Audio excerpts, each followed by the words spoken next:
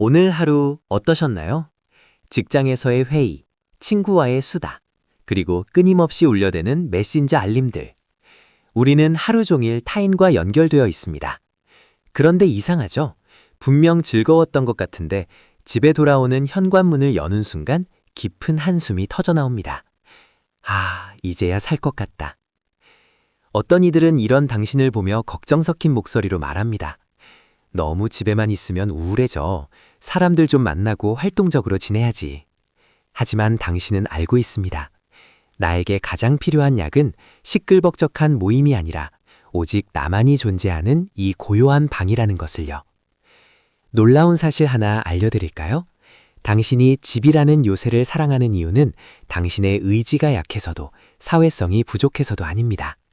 그것은 당신의 뇌가 설계된 아주 특별한 방식 때문입니다.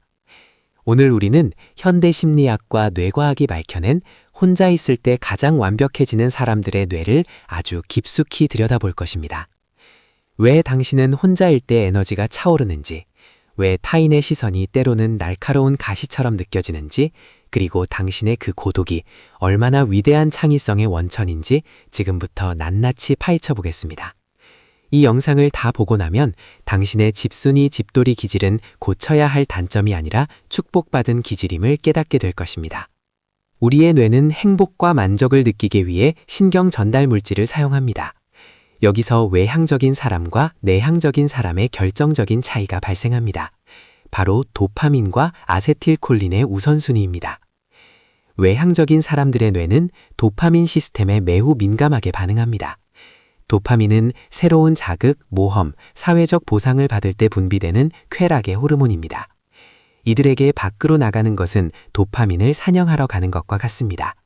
자극이 강할수록 뇌는 더 짜릿한 행복을 느낍니다. 하지만 혼자 있기를 즐기는 당신의 뇌는 조금 다릅니다. 당신의 뇌는 도파민보다는 아세틸콜린이라는 물질에 훨씬 더 민감합니다. 아세틸콜린은 우리가 깊이 생각하거나 책을 읽거나 조용히 사색에 잠길 때 분비됩니다.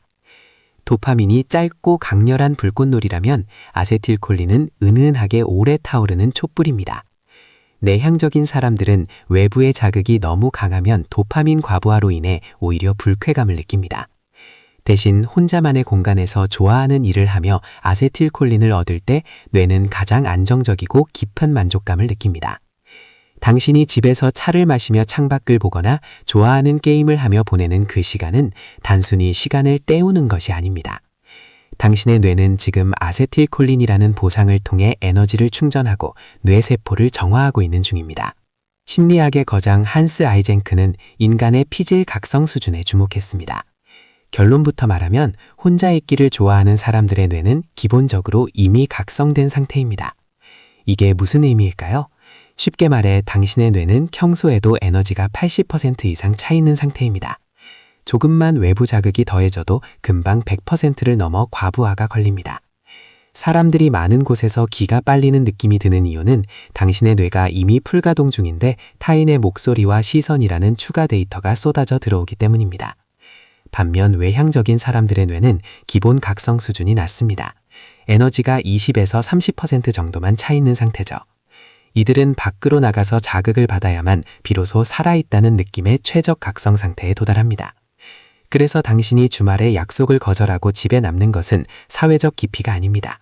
그것은 당신의 뇌를 과부하로부터 지키기 위한 본능적인 자기 보호 전략입니다. 뇌가 너무 뜨거워지지 않도록 쿨러를 돌리는 시간인 셈이죠. 사람들은 혼자 있으면 무슨 생각을 그렇게 많이 해? 라고 묻습니다.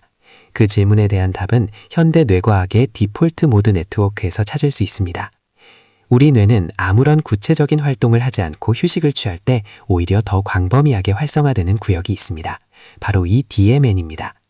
이 시스템은 우리가 혼자 공상에 잠기거나 멍하게 있을 때 가동됩니다. DMN은 흩어져 있던 기억의 파편들을 연결하고 복잡한 문제를 무의식적으로 해결하며 미래를 시뮬레이션합니다. 아이작 뉴턴이 사과나무 아래에서 고독을 즐길 때, 스티브 잡스가 명상을 통해 혁신을 구상할 때 바로 이 DMN이 작동했습니다. 당신이 혼자 노는 게 가장 재미있는 이유는 당신의 머릿속에 그 어떤 넷플릭스 영화보다 흥미진진한 내면의 세계가 구축되어 있기 때문입니다. 당신은 혼자 있는 시간에 단순히 쉬는 것이 아니라 당신만의 우주를 확장하고 있는 중입니다. 타인과의 대화가 때로 지루하게 느껴지는 건 당신의 내면에서 벌어지는 대화가 훨씬 더 깊고 풍부하기 때문일지도 모릅니다. 물론 인간은 사회적 동물입니다. 혼자 있기를 좋아하는 사람들도 타인을 사랑하고 그리워합니다. 다만 그 방식이 다를 뿐입니다. 내향적인 사람들에게 관계란 양보다 질입니다. 가벼운 안부를 묻는 지인 100명보다 자신의 영혼 깊은 곳까지 이해해주는 친구 1명과의 대화에서 에너지를 얻습니다. 얕은 대화 스몰 토크는 이들에게 에너지를 앗아가는 소음일 뿐이지만 깊은 대화 딥 토크는 영혼의 갈증을 해소해주는 샘물이 됩니다. 당신이 집을 좋아하는 건 사람을 싫어해서가 아닙니다. 가장 웃음을 지어야 하는 사회적 의무감에서 벗어나 가장 솔직하고 편안한 모습의 나를 만나고 싶기 때문입니다. 그리고 그 고독의 끝에서 비로소 소중한 사람들에게 줄 수 있는 진짜 에너지를 생성하는 것이죠.